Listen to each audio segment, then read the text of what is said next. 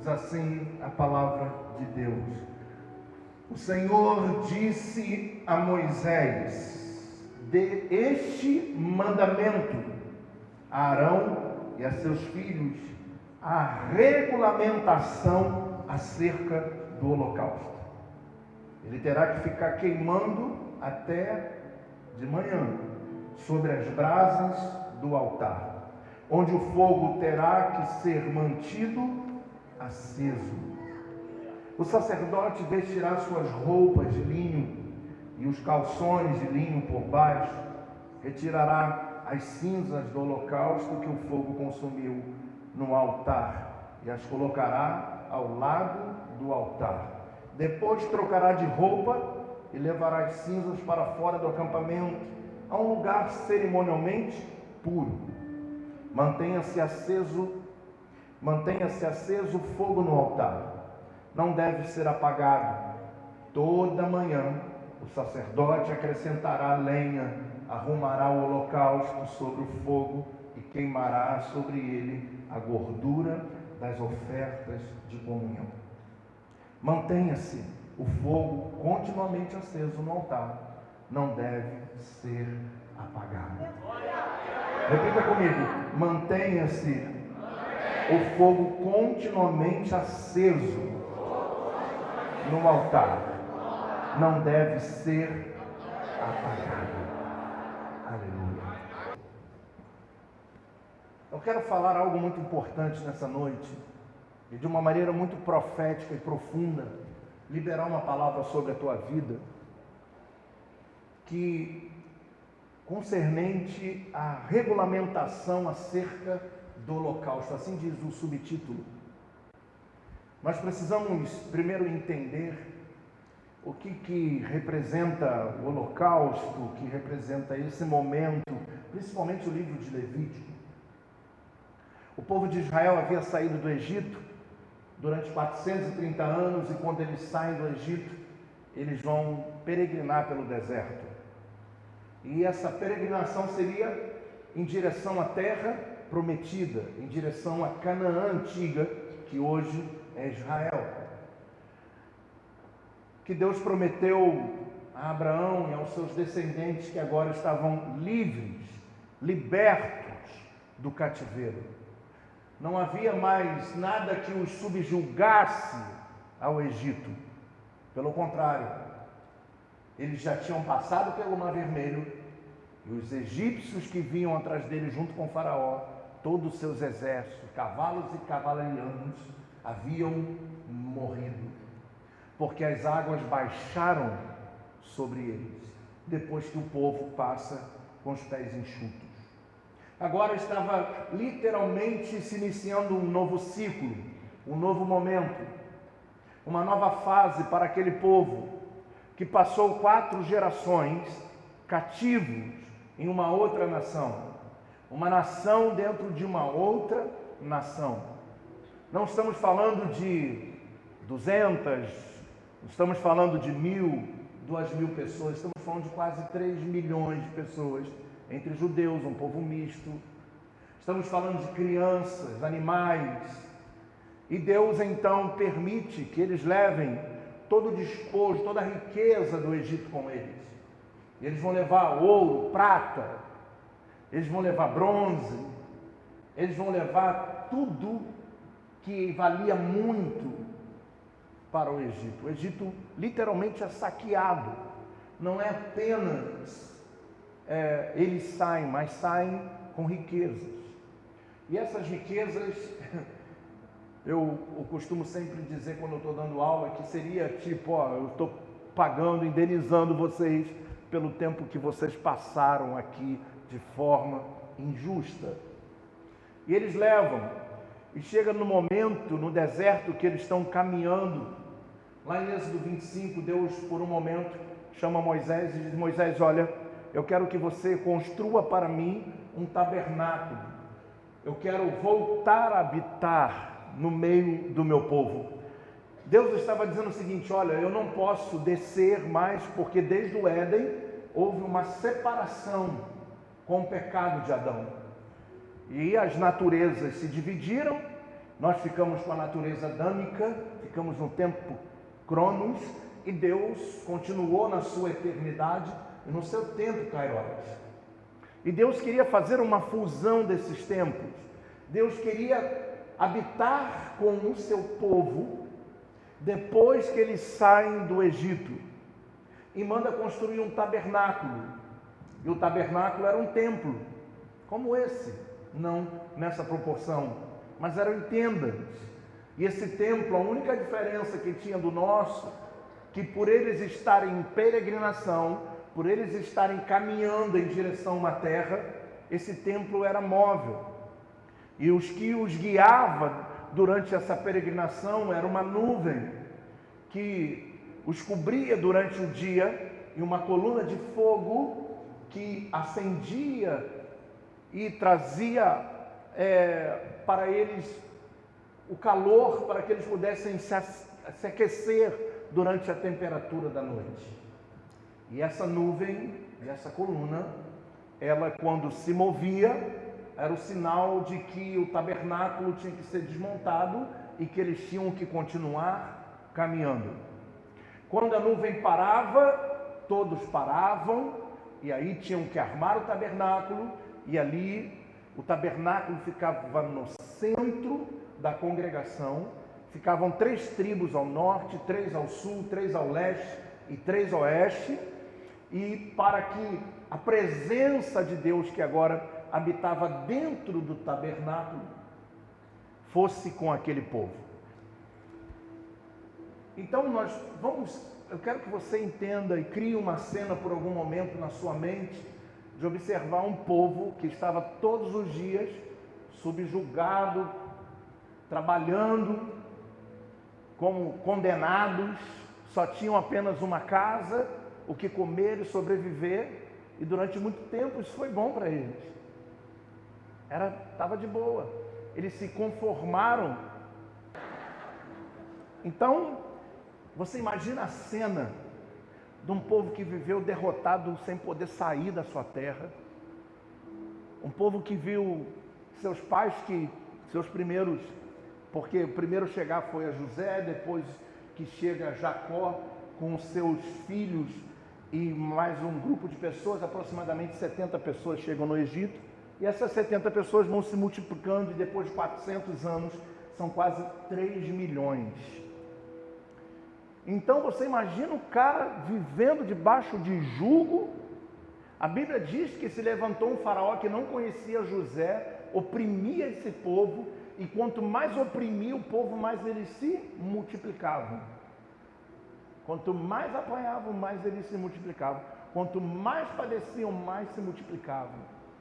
E diz a Bíblia que quando eles saem agora, eles vão andar no deserto. E Deus que fez esse caminho para eles, porque o caminho original e o caminho mais rápido, saindo da região que eles estavam, chamado Gozém, eles teriam que apenas contornar o Mediterrâneo, mas eles iam passar por um lugar não confiável, que hoje nós conhecemos como faixa de Gaza. E essa faixa de Gaza, no Antigo Testamento, era o lugar da habitação dos filisteus. E Deus, com medo do povo olhar para os filisteus, eram homens muito grandes, e Deus, preocupado com que eles tivessem medo e quisessem voltar ao Egito, Deus cria um caminho pelo deserto. Agora, olha que coisa incrível, no deserto, mesmo no deserto, é uma região muito, muito árida. E o que mais me incomoda nesse deserto, que eu já passei lá por 3 vezes no Egito, por 4 vezes na verdade, é que você vai andando com ônibus e você vai olhando aquele complexo de montes, porque estamos falando da terra de Midian, estamos falando da península do Sinai, e vai horas, você passa umas 8 horas andando e as montanhas são iguais. Aquilo vai te criando quem tem esse problema de vertigem, sei lá, tu vai ficando, tu parece que está perdido, que tu está no mesmo lugar, dando volta, é um negócio horrível, porque são iguais as montanhas. O deserto não é deserto de areia, é de pedras, micro pedras, que machucam o pé, difícil de andar, difícil o acesso. um lugar quente, árido. Mas Deus, durante aquele período que eles estão atravessando o deserto, Deus falou para eles assim: olha, eu quero habitar no meio de vocês, e além disso eu vou colocar uma nuvem, eu vou colocar uma coluna de fogo, eu vou dar pão todos os dias fresquinho para vocês, eu vou fazer com que vocês bebam a melhor água potável que já existe, com todos os probióticos que existem melhor na água, vai ser tipo um Gatorade de primeira, porque vocês precisam estar hidratados, isotrônico, que eu vou entregar para vocês, que vai sair da rocha. Água todo dia fresca, para eles, para os animais, para as crianças, para todo mundo, pão fresquinho todo dia, coluna de fogo, e agora a presença de Deus no meio desse povo. O que você queria mais do que isso? Tudo que nós estamos buscando, com tudo de bom que nós temos e que muitas vezes Deus não está presente. A questão não é o lugar, a questão é quem está conosco. No momento que nós passamos pelo deserto. E Deus mandou construir o tabernáculo. O tabernáculo era dividido em 3 partes. Existia o átrio, que era um lugar aberto, onde todo o povo poderia entrar. Existia, mais dentro do tabernáculo, um outro lugar separado e também revestido, mas fechado, que era separado em 2 lugares, o lugar santo e o lugar santíssimo. E esse tabernáculo foi instituído por Deus, porque o livro de Levítico, Moisés escreve esse livro quando vai organizar os sacerdotes na Bíblia. Não havia sacerdote até esse momento diante de Deus para ministrar diante da presença de Deus. E o primeiro a ser ungido foi Arão. E Arão foi ungido que o óleo desceu sobre a sua barba. A glória de Deus o enche e o torna capaz, porque a unção significa capacitação. Para você ser capacitado e ser designado para fazer algo para Deus, você precisa ser ungido. Por isso que na igreja se unge para ser obreiro, para ser diácono, para ser presbítero, para ser missionário, para ser pastor, para ser bispo ou apóstolo. Tem que receber unção, porque a unção é o que capacita, é o que vem do alto, é o que vem do trono, que desce sobre aquela pessoa e capacita aquela pessoa a exercer tal função. E agora está falando da organização dos sacerdotes e o que eles faziam. Então Arão, junto com a tribo de Levi, que foi a tribo separada por Deus, que Deus falou para eles: vocês não vão ter direito à terra, à geografia. Quando vocês chegarem em Canaã, vocês não terão direito a um pedaço de terra, geograficamente falando, mas eu vou ser a própria herança de vocês. Eu serei o Deus de vocês, vocês serão o meu povo. Então esse grupo de sacerdotes, de pessoas separadas para ministração, separados para cuidar das coisas de Deus e principalmente para ligar Deus, o homem, a Deus, para criar esse elo que era: vou ligar você que está vindo aqui agora no tabernáculo a Deus. E como é que era feito esse elo? Por 2 coisas. Primeiro, pelo derramamento de sangue e pelo sacrifício.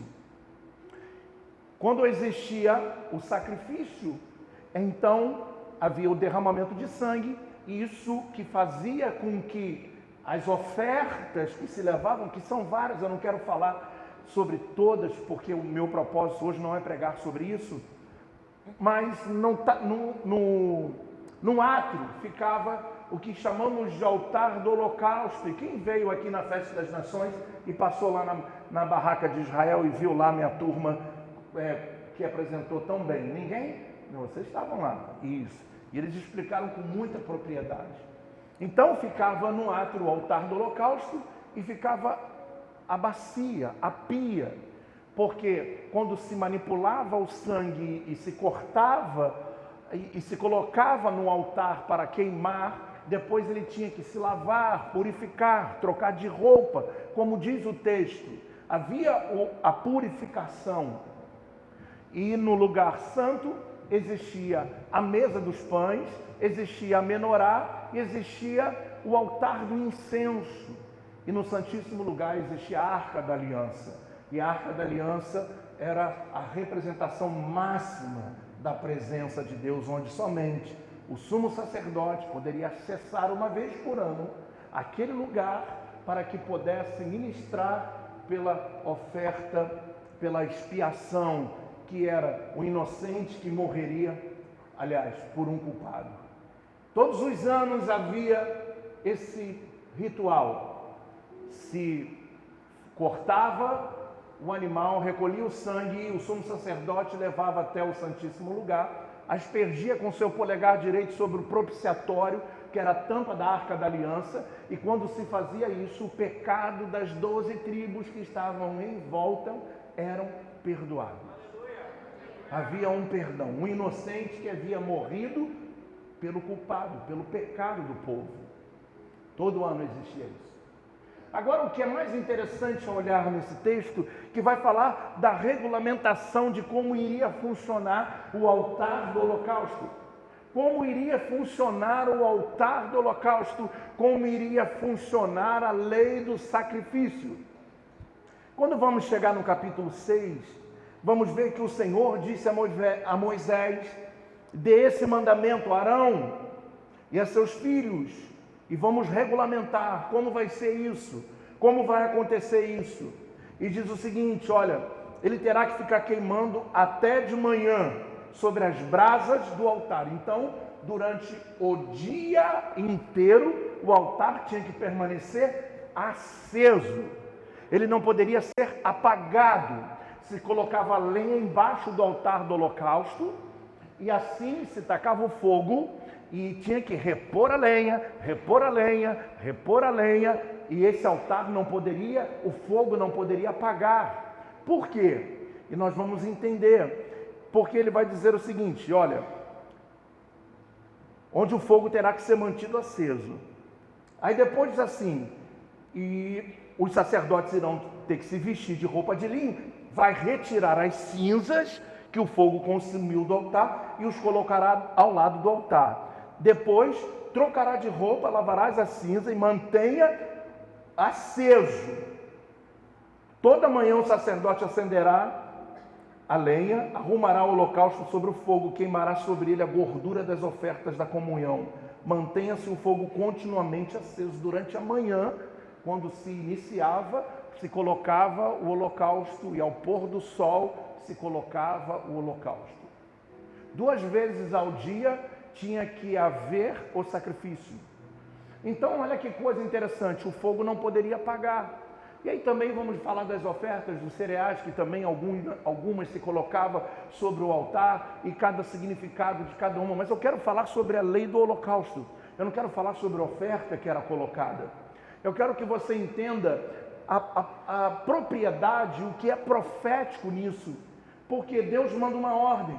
Primeiro, isso é tão interessante, porque Deus manda primeiro ativar o altar. Deus manda acender, Deus manda regulamentar, depois vem o que se queima sobre ele. A ordem de Deus é: prepare e deixe aceso. Depois vamos regulamentar que tipo de oferta, como as ofertas iriam entrar sobre o altar. Então, primeiro, o altar é importante. Depois vamos nos preocupar com o que colocamos no altar. Primeiro, o altar tem que ser aceso. Essa era a ordem, essa era a regulamentação. Não importa você saber quais tipos de oferta se queima, se o teu altar não tem fogo. Era isso que Deus estava dizendo: acenda o altar, deixa ele pronto, que agora depois começa. Regulamento sobre a oferta cereal, regulamento sobre a oferta do pecado, regulamento sobre a oferta da culpa, e vai continuar o capítulo 6 inteiro, o capítulo 7, falando sobre esse assunto. Mas primeiro, regulamenta, coloca fogo e tira as cinzas. O que significava isso? Porque quando o fogo começa a queimar, vai gerar as cinzas. E as cinzas, se você colocar lenha em cima das cinzas, o fogo apaga. Porque as cinzas, elas atrapalham. Então, quando gerava as cinzas, o sacerdote tinha que limpar e continuar colocando. Limpar e continuar colocando lenha. Tinha que tirar a cinza e colocar lenha. Tirar a cinza e colocar lenha. A cinza é tudo aquilo que já foi queimado e não poderia mais estar debaixo do altar. Aleluia. Diga glória a Deus.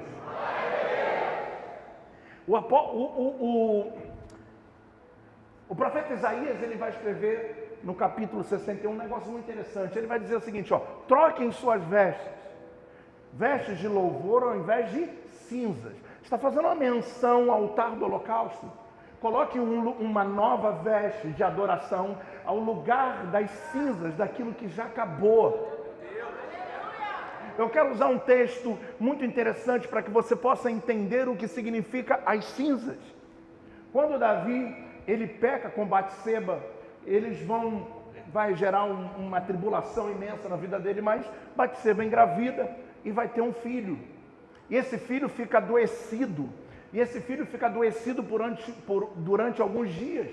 E Davi, enquanto o filho está doente, ali quase morrendo, ele fica ali, ele joga cinzas sobre a cabeça, ele joga pano de saco, que era uma atitude de humilhação de um rei, de uma autoridade, diante do povo, para que todos soubessem que naquele momento ele estava de luto. Olha que coisa interessante, no Antigo Testamento ninguém escondia o que sentia. Depois que inventaram a internet, todo mundo é feliz o tempo todo. Olha que coisa interessante, eles faziam questão, e quando as pessoas passavam, sabiam, falavam, o rei está de luto, vamos respeitar o luto do rei. E hoje as pessoas julgam o luto das pessoas. Por que ele está assim, por que ele está assado, se ele está na igreja, se ele é Deus, se ele é pastor, por que estão assim? Porque não entendem a ordem, a regulamentação do altar do holocausto. Eu espero que você esteja conectado comigo até agora, está assim ou não? Amém. Então, naquele momento que Davi estava ali chorando, e aí daqui a pouco ele está tão envolvido para que aquela criança tenha vida e pedindo a Deus para aquela criança viver, e de repente os seus súditos percebem que a criança estava morta. Mas ninguém queria falar com ele, até que alguém vai até ele, com medo da reação do rei, diga, meu rei, você me perdoe, mas a criança já morreu. E quando Davi olha e acorda e observa que a criança está morta, diz a Bíblia que Davi sobe para o palácio, toma um banho, troca as vestes e se unge. Porque Davi entendia que não adiantava chorar pelo filho morto, não adiantava chorar pelas cinzas, por aquilo que já se foi, por aquilo que já se passou. Talvez você esteja aqui hoje sofrendo pelo passado, por coisas que, se eu tivesse escolhido, se eu tivesse feito, se lá atrás fosse assim, se lá atrás, se já não existe mais. Você tem uma vida, você tem uma realidade, você tem um hoje, você tem um agora, e a mudança começa a partir de hoje e agora, e as cinzas precisam ser retiradas, para que a lenha possa ser colocada, para que o fogo possa continuar aceso. Diga aleluia. Diga para o irmão que está do seu lado, vamos tirar as cinzas, porque o fogo não pode apagar. Tem que queimar continuamente no altar. Tem que queimar. Não adianta você chorar pelo que já passou, não adianta agora você criar uma conexão, se vitimizar, não adianta você agora dizer, ninguém olha para mim, ninguém me ama, ninguém me quer. Eu quero dizer uma coisa para você, joga essas cinzas do abandono fora, joga essas cinzas da traição fora, joga as cinzas do pecado fora, joga fora e pega a lenha, coloca no altar. Diga para o seu irmão, nós somos o altar. E esse altar aqui tem que queimar. Eu quero dizer para você uma conexão com a música que a gente cantou aqui, dizendo o seguinte, essa geração ainda tem muita lenha para queimar. Ainda tem muita lenha para queimar, você ainda tem muita coisa para fazer.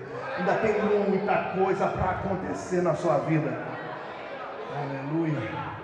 Diga, eu recebo essa palavra. Diga, eu recebo essa palavra. Diga, eu recebo essa palavra.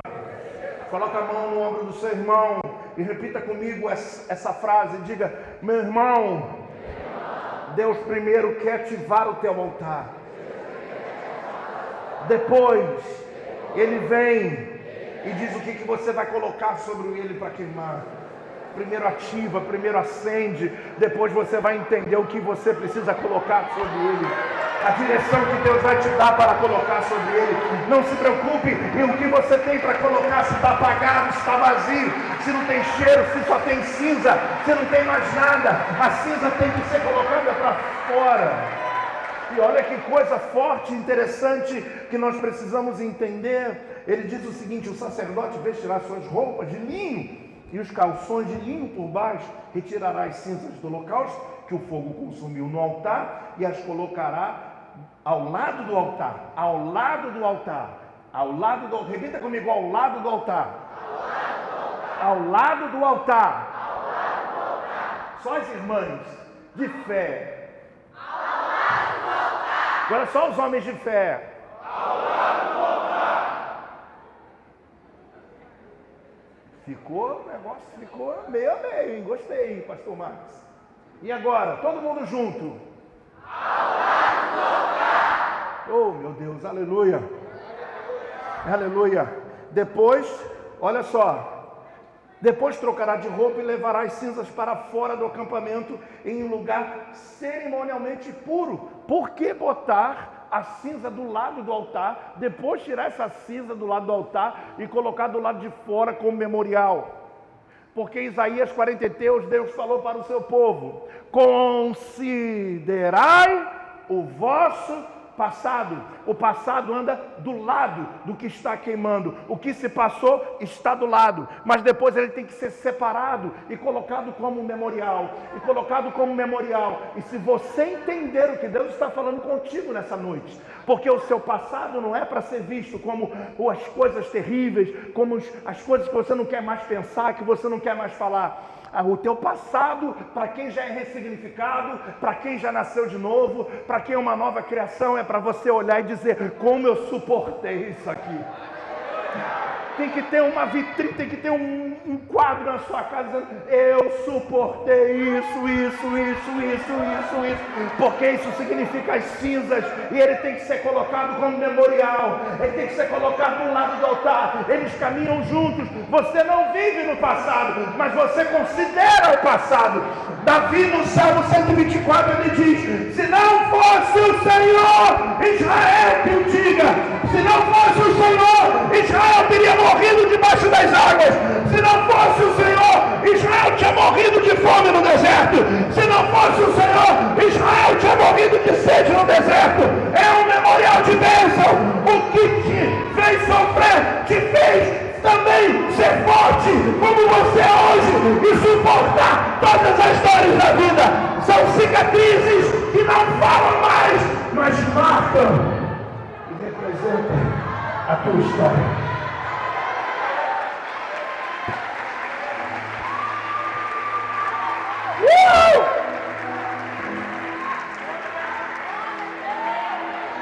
Você pode olhar para trás e dizer: eu não tive uma infância boa, eu não tive uma educação boa, eu não tive oportunidades boas.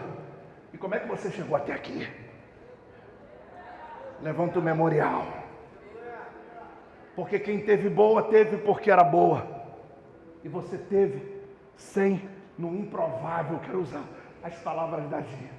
Era improvável você chegar até aqui, mas você chegou. Então anda do lado do altar. A brasa está queimando, o fogo está queimando, mas quando você olha para o lado, você vê tudo que você passou e suportou, e que fez você ainda está queimando até hoje. Não deixe essa chama apagar. Eu sei que talvez você esteja passando pelas maiores lutas, talvez o fogo esteja pequenininho. Uns aqui hoje vão ter que tirar as cinzas, outros vão ter que botar a lenha. Não importa. Mas nós vamos cumprir a regulamentação acerca do holocausto. Todos nós temos um lugar para sacrificar. Todos nós somos um altar, porque o apóstolo Paulo, na sua carta aos Romanos, no capítulo 12, no versículo 1, ele vai dizer o seguinte: rogo-vos, irmãos de Roma, que vós vos ofereceis como sacrifício vivo. Sacrifício vivo. Hoje nós somos o altar que queima por Deus, que queima pelas coisas de Deus, que queima pelo reino de Deus, que queima pela presença de Deus. Nós somos o altar que não nos deixa dormir sem orar. Nós somos o altar que nos deixa, não nos deixa dormir sem agradecer. Nós somos o altar que temos fome de sentir a sua presença. E sentimos a sua presença no trabalho, no carro, na igreja. Na verdade, é lá fora que está a nossa construção. É lá fora que nós vamos mostrar o que somos, verdadeiramente o que nos tornamos. Diga para o seu irmão, vamos parar de chorar pelo que se foi. Deus tem algo maior, está fazendo algo novo, e você não está percebendo. Isaías falou ao povo de Israel, porque vocês estão não olhando, vocês não colocaram as cinzas do lado. As cinzas do lado é o período em que você ainda está conectado com elas, e elas ficam ali, mas depois troca de roupa, pega e coloca como memorial. É muito profunda essa mensagem. Coloca como memorial. Eu não sei como fazer isso, mas a Gabi vai me ajudar. Nós vamos fazer um quadro. Eu vou colocar da minha história. Eu vou fazer um banner para botar na minha sala de parede a parede. De tudo que eu já vivi, de tudo que eu já suportei, de tudo que eu já passei. E aí toda vez que eu passar e olhar, o dia que eu estiver mal, o dia que eu estiver pensando em desistir de tudo, porque isso ainda acontece, olhar para aquele quadro e lembrar que se não fosse o Senhor, Ele não teria nos tirado daquela situação, nos tirado da lama, Ele não teria se levantado, Ele não teria usado pessoas, Ele não teria criado oportunidades, se não fosse o Senhor. Israel que eu diga, se não fosse o Senhor, Renato que eu diga, se não fosse o Senhor, Laisa que eu diga, se não fosse o Senhor, Ju que eu diga, se não fosse o Senhor, Raquel que eu diga, se não fosse o Senhor, onde nós estaríamos hoje? Se não fosse Ele, se não fosse a sua mão, se não fosse o seu cuidado, se não fosse o seu amor, onde nós estaríamos hoje, missionária Elizabeth? Onde nós estaríamos hoje? Que talvez você veio ao culto hoje meio que, eu vim ao culto, vai embora do culto, vem no culto, vai embora do culto, meio que batendo um cartão na igreja, mas hoje o Espírito Santo está te segurando aí, dizendo o seguinte: eu sou fogo.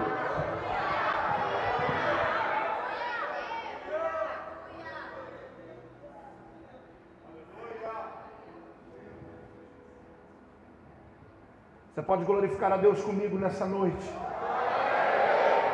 Levante as suas mãos aos céus um pouquinho. Quero te dar 30 segundos, porque você precisa diluir isso aí. Comece a agradecer a Deus.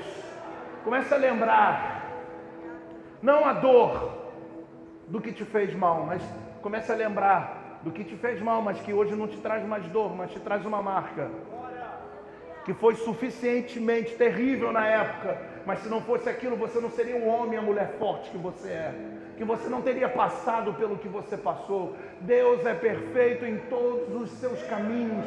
Tem momentos que nós perguntamos: Deus, por quê? Para quê? Para onde? Por que está isso tudo se levantando? A gente não entende na hora, mas depois que passa, nós vamos, o próprio Deus nos dá um sentido de tudo e nos faz entender o seguinte: olha, você não precisa entender o porquê que eu estou fazendo, você só precisa ser forte e corajoso. Aguenta, que depois que isso passar, você vai se tornar muito maior do que você é hoje. E Deus está conosco, a sua arca está conosco, Ele está conosco no nosso deserto. Há adoração no deserto, há incensário no deserto, há pão no deserto, há água no deserto, mas a glória de Deus também está no deserto, e ela se manifesta nos nossos desertos e nos colocam de pé nos dias mais terríveis da nossa vida. Não foi você, foi Deus. Não foi você, foi Deus.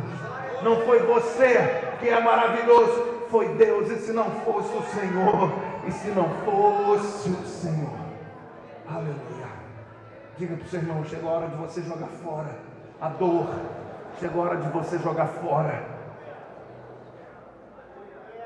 a falta de perdão. Chegou a hora de você perdoar. Vai doer, vai. Mas você não faz pelo outro, você faz por você. Liberta você o perdão. Está na hora de você largar essa mágoa. Está na hora de você pegar essas cinzas, colocar para fora e deixar o fogo queimar.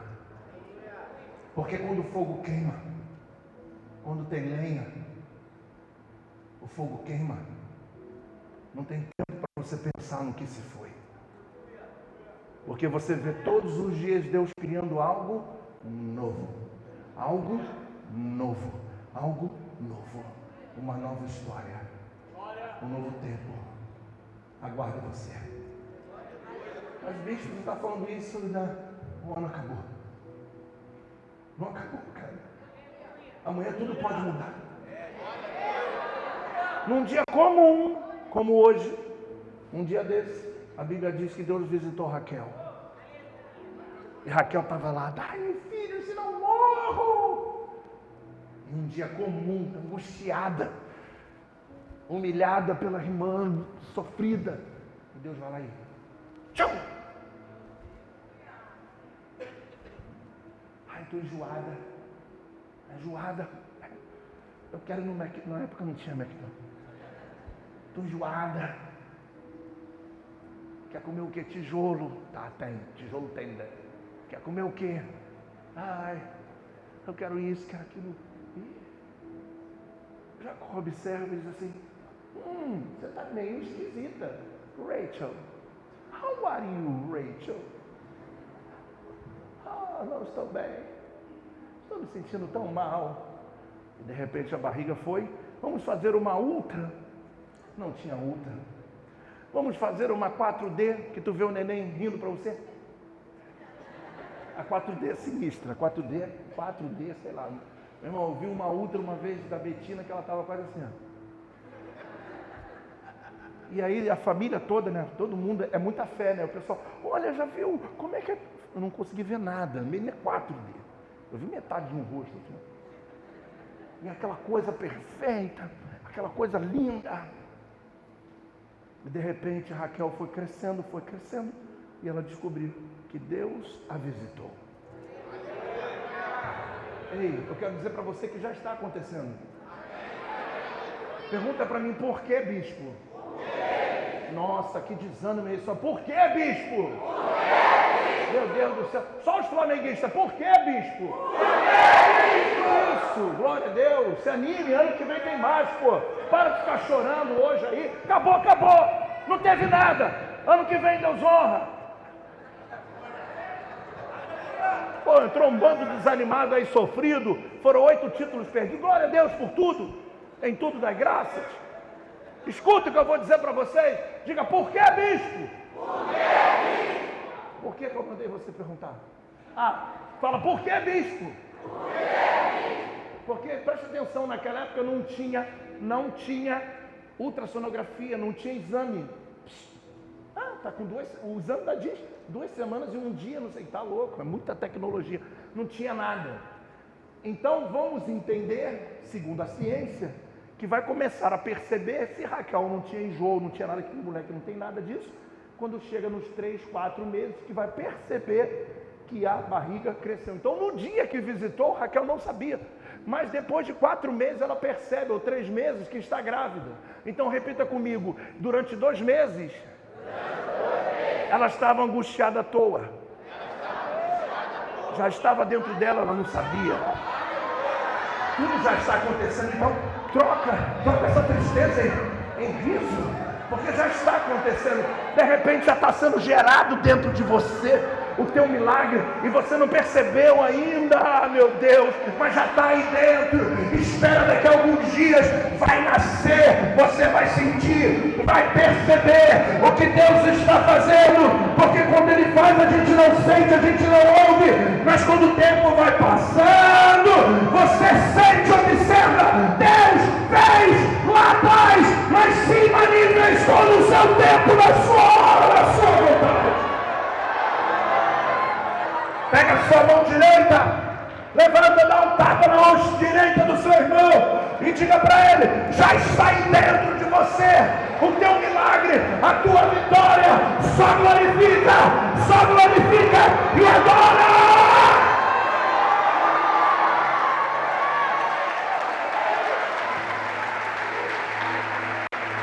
Aleluia! Aleluia! Aleluia! Aleluia!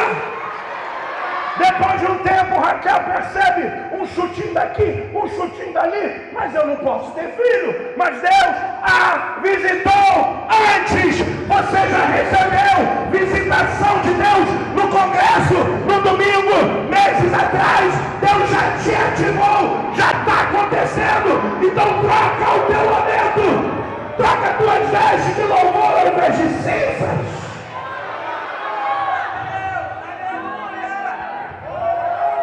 Digo, meu Deus não vai fazer, Ele já fez, tudo já está pronto, tudo já está determinado.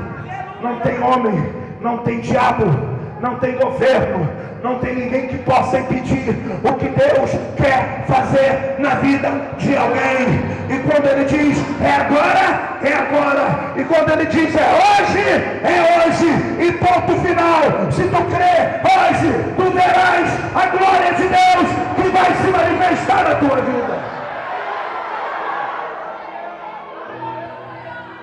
Tira as cinzas, mas não pega a cinza assim e joga fora, coloca do lado.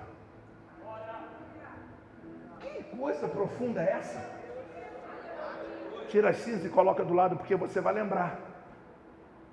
O que Deus está falando literalmente no texto é: tira as cinzas, sacerdote, coloca do lado, porque quando estiver assado, não foi fruto apenas de uma madeira, foram várias, para você se lembrar que isso aconteceu antes da última madeira queimar.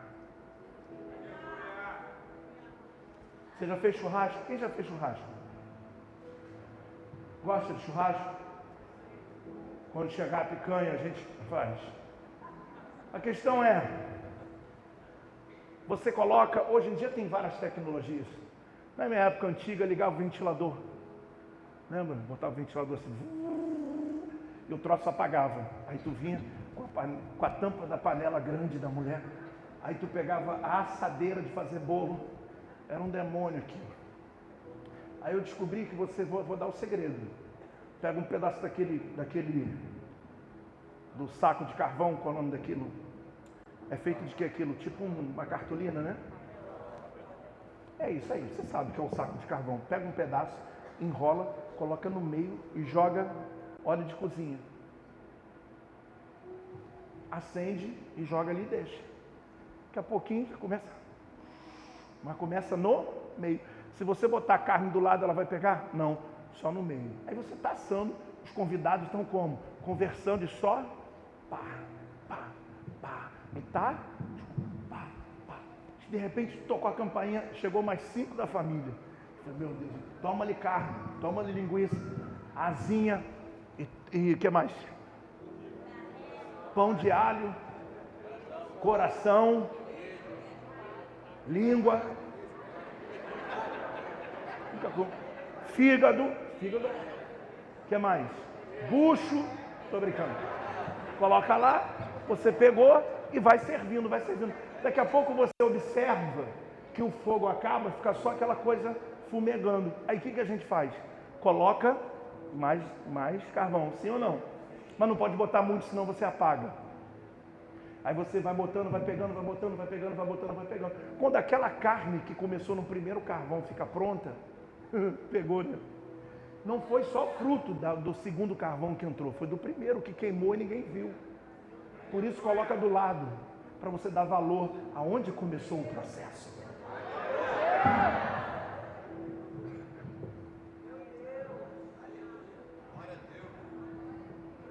Você não é a obra de um dia.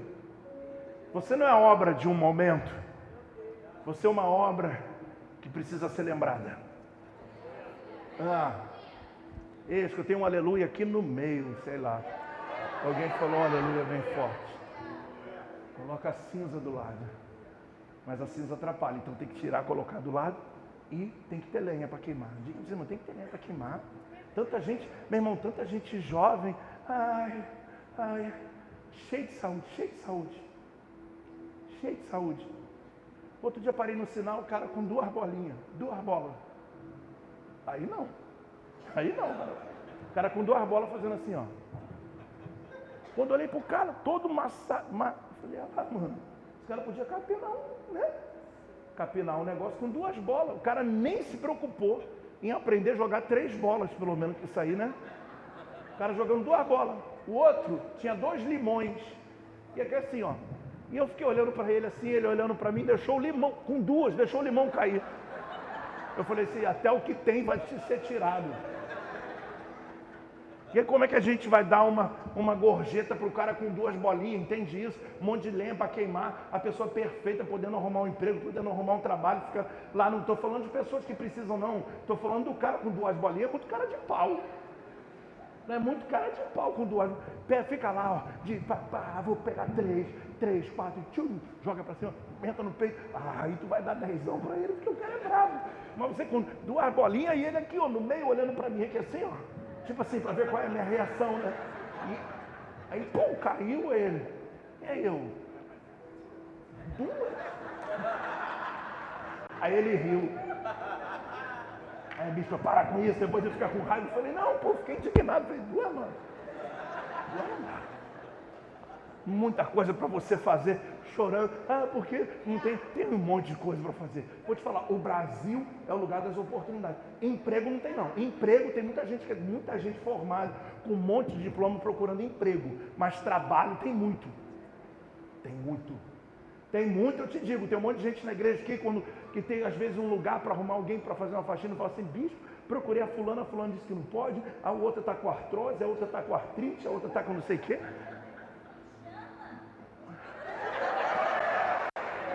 Quer ir? Mas vai limpar direitinho? Eu estou te devendo uma saída, eu vou fazer isso antes de terminar o ano. É mesmo? Fatinha, tu é bravo. Você não fica com 2 bolinhas na mão, né? E aí fica... Não é? Cara, eu vou te falar, você abrilhanta o nosso culto. Um monte de coisa que você pode fazer, pode se despertar. Os jovens aí, porque eu estudei até a quarta-feira, porque você quer. Tem colégio público aqui, o que mais tem aqui na Vila Kennedy, vai de noite, se inscreve lá, tudo bem que tu vai se sentir grande, tu vai chegar lá barbão e tal, sentando no meio dos garotinhos, falando, o que tu tá fazendo aqui? Mas é o preço, irmão. É o preço, tem gente hoje com 70 anos fazendo faculdade, entrando no meio dos garotos, faz parte, perdeu o tempo lá atrás, corre, porque é daqui para frente, volta a estudar, volta a crescer, volta para a vida, volta a se amar, volte a aproveitar cada minuto, aproveita cada tempo, cada respiro, cada suspiro, e lembre-se sempre da onde Deus te tirou. Isso vai fazer um monte de coisa acontecer na sua vida. Primeiro, vai tirar de você, sabe o quê? Orgulho, ego. Vai tirar de você ser superior, tudo isso. Por isso, deixa do lado as cinzas, para você se lembrar onde tudo começou.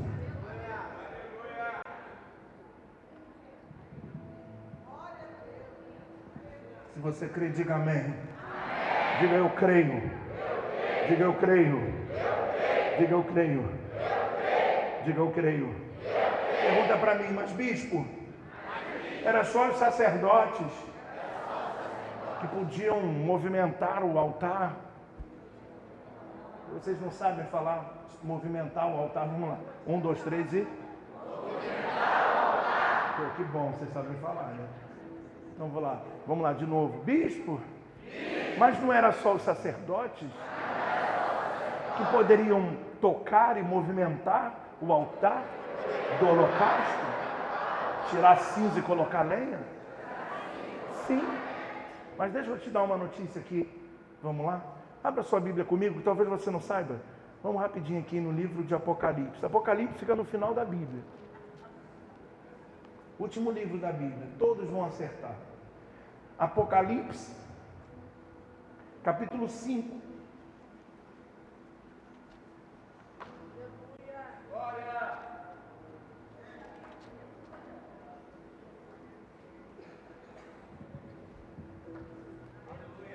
Quem poderia dessa fileira aqui, uma pessoa ficar de pé e ler o capítulo 5 e o versículo 10? Desse lado de cá, que esse aqui não quer. Ninguém? Do lado de cá? Ninguém? Do lado de lá? Ninguém? Pode ler. Não, já. Ali, já foi lá, já foi. Deu mole.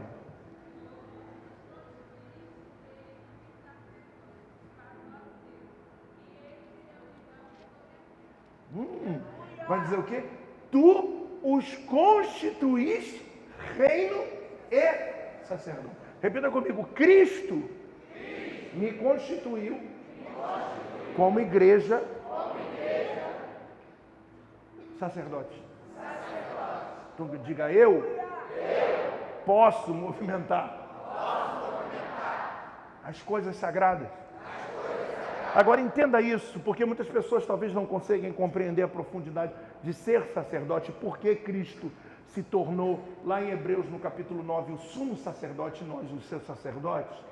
Porque preste atenção no que eu vou dizer para você, né? Ninguém poderia receber uma nova natureza, quer dizer, ninguém poderia receber uma natureza divina se não fosse sacerdote. Pegou? A natureza divina não pode habitar num corpo adâmico. Então, primeiro ele nos constitui sacerdotes e depois sim nós podemos nascer de novo na condição de sacerdotes. A nova natureza nos qualifica a sermos sacerdotes, ministros de Deus. Por isso pregamos, por isso cantamos, por isso falamos, por isso sentimos, por isso oramos. Por isso, quando nós oramos com fé, milagres acontecem. Quando tomamos decisões com fé, milagres acontecem. Isso tudo está baseado no nosso sacerdócio, na qualificação que Deus deu à igreja de movimentarmos o céu e a terra. Ei, aleluia! Repita comigo, você está entendendo? Pergunta ao seu irmão, você está entendendo isso? Sim ou não? Volta um pouquinho só, 1 Pedro, um pouquinho só. 1 Pedro, capítulo 2.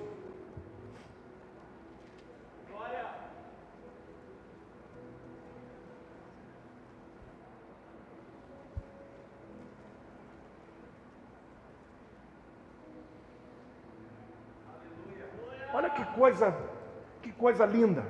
Versículo 4. À medida que se aproximam dele, a pedra viva, está falando de Cristo, rejeitada pelos homens, mas escolhida por Deus e preciosa para ele, vocês também estão sendo utilizados como pedra vivas, na edificação de uma casa espiritual, para serem sacerdócio santo. Porque na medida que a igreja, nós somos sacerdotes, nós podemos então preparar a noiva para o encontro. Isso é muito profundo. Isso é muito profundo. Gente, vocês precisam ler a Bíblia, me ajudar. Que 2024 eu vou vir rasgando, hein? Vou vir rasgando, vou mais pregar.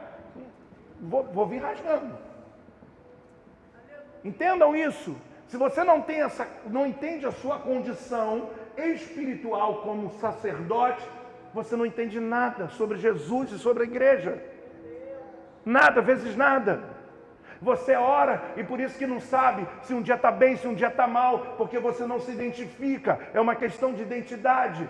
Olha que Pedro vai dizer, vocês estão sendo utilizados também, como ele foi utilizado. Nós estamos sendo movimentados por Deus como Cristo foi movimentado. Por isso Jesus falou, vocês farão obras como eu fiz e maiores do que eu fiz, porque assim como eu sou o sumo sacerdote, dei autoridade a vocês tocarem no que é santo, no que é sagrado.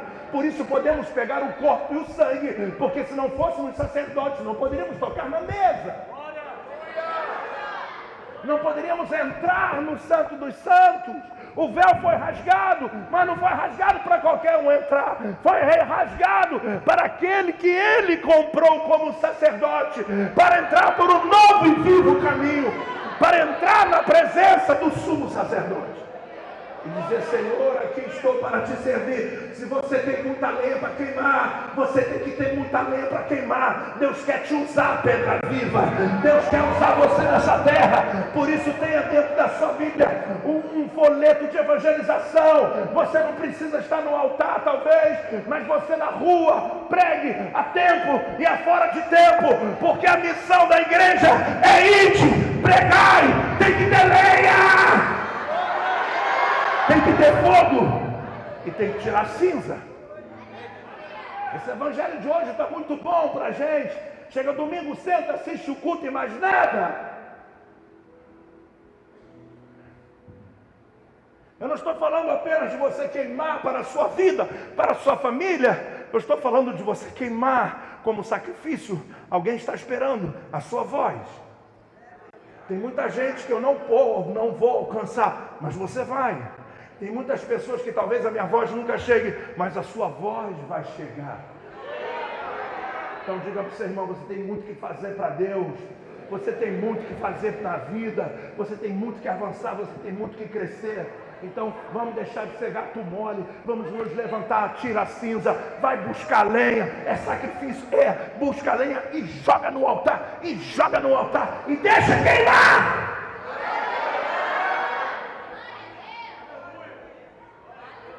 Deixa eu terminar aqui.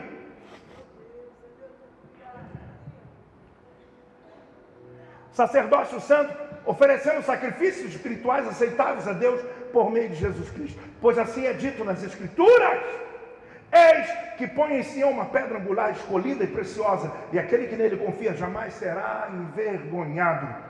Portanto, para vocês, os que creem, essa pedra é preciosa, mas para os que não creem, a pedra que os construtores rejeitaram tornou-se pedra angular, e pedra de tropeço, e rocha que faz cair. Os que não creem tropeçam porque desobedecem a mensagem para o que também foram destinados. Vocês, porém, são geração eleita, sacerdócio real, nação santa, povo exclusivo de Deus, para anunciar as grandezas daquele que os chamou das trevas para a maravilhosa luz. Não tem nada a ver com as suas emoções, pregar e anunciar. Tem a ver com o que queima dentro de você, irmão. Tem momento que a gente não está bem, e desde quando que a gente não está bem, a gente não fala. E desde quando a gente está na prova, a gente não é. Ou tu não é. Ou tu queima, ou tu não queima. Se tem fogo, tira a cinza. Se tirou a cinza, coloca fogo de novo.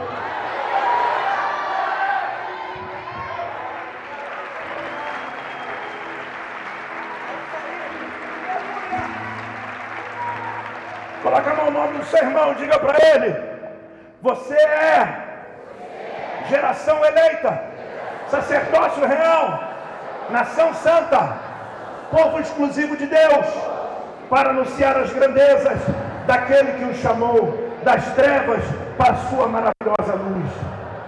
Antes, vocês nem sequer eram povo, mas agora são povo de Deus. Não haviam recebido misericórdia, mas agora receberam. Coloca as cinzas do lado para lembrar o que nós éramos e agora o que somos. Toda honra e toda glória a Ele, que nos regenerou, que nos santificou, que nos purificou e nos tornou seus sacerdotes sobre essa terra. Eu quero que você diga para você em primeiro lugar: Deus quer me usar muito em 2024. Aleluia! Diga: Deus quer me usar. Deus quer me usar em 2024. Deus quer me usar. Então desbloqueie todos os bloqueios que você tem, todas as dores do passado. Mas eu vim de uma igreja que eu estou travado. Se destrava. mas eu vim de um lugar que eu não confio mais no homem. Então não confie em mim não. Confie em Deus e trabalha nessa igreja. mas eu estou perdido, estou vivendo um tempo que eu preciso de um tempo para me curar. Você cura curando, você é curado quando você cura outra vida. Você cura para ser curado. Essa é a lei da cura. Quando você às vezes precisa de uma palavra, você dá uma palavra e aquela palavra é tão poderosa que te renova. E é o próprio Deus se renovando, dizendo: tive fome e me deste o que comer, tive sede e me deste o que beber. Ei, Deus quer te usar. Essa geração ainda tem muita lenha para queimar.